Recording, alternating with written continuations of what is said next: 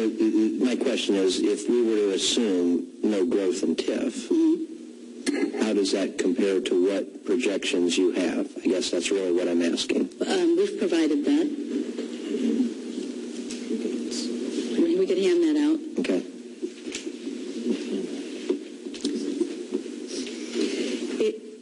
You were working on this back last May, and I know that you and I and Rick and Bruce talked about it at the very beginning of this year.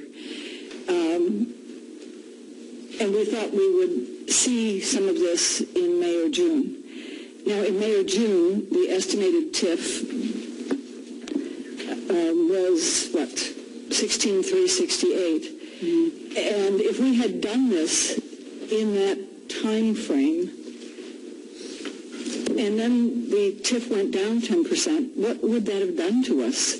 Because I'm trying to get to... Wouldn't increase your risk of levying, if that's your question, because, I mean, basically, if whatever the actual TIF is going to be is what it's going to be, and your obligations are higher now than they will be with the restructuring, and that's the whole point. We can't control your revenue. We can estimate what we think the revenue is going to be, and we estimate it pretty darn good, and we use the data that we have that's available.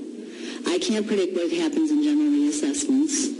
I didn't ask that. I said, what would have happened to us? Would we then have to issue a special benefits tax because our income went down? Your income could go down. It could go down from now until 2037. And what will happen if there's a shortfall is there's a risk of levying because the 2005 funds are secured with a special benefits tax levy.